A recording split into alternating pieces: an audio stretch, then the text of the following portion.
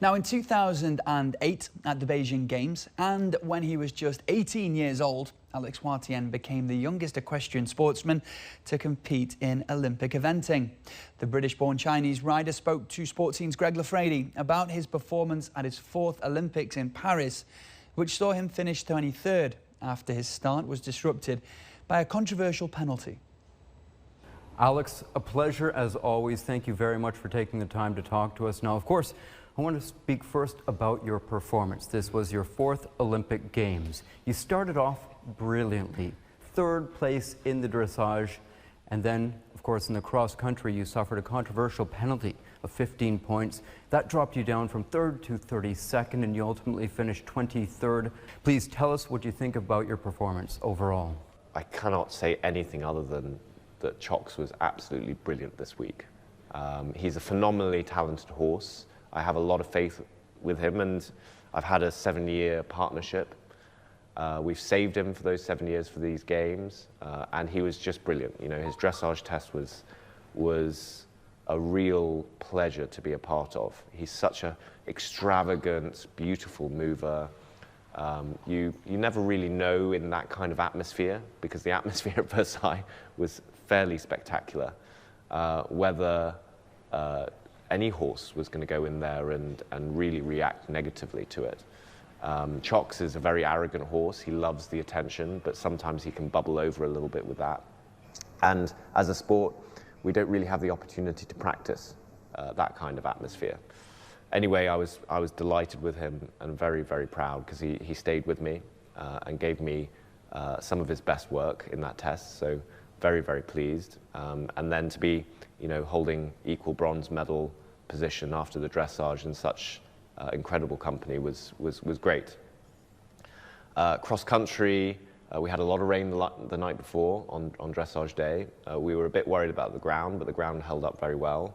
The course was a total masterpiece, from its technical design to its aesthetic design to the scenery behind it. I think they are, the imagery is just completely iconic.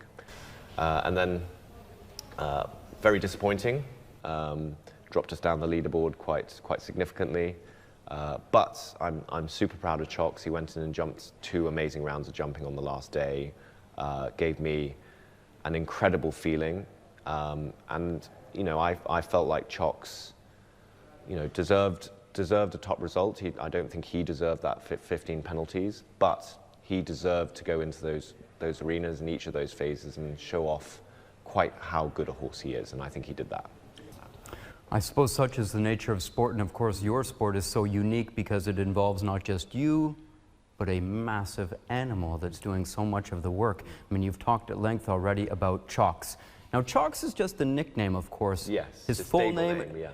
Let me try this, Gilson van Berelhoff? That's right. Is that right? Very Belgian. We don't use the name very often. So that's his official passport competition name. We call him Chocks at home. He's big, brown and Belgian, so we call him Chocolate. We bought him actually as a potential horse to go to the Tokyo Olympics. And he is the most talented horse on the circuit, in my opinion. Fantastic. Now, this is your 4th Olympics. I'm sure you've learned so much from each of your experiences going back to your debut in 2008 Beijing. What have you learned from these games in particular? I probably need a little bit of time to digest and understand what's happened here. I think, in all honesty, I think these games have given me and hopefully my team a tremendous amount of confidence. We have saved and produced a world-class horse, and he's come in great condition, despite all of the challenges we've had with his fitness in the past.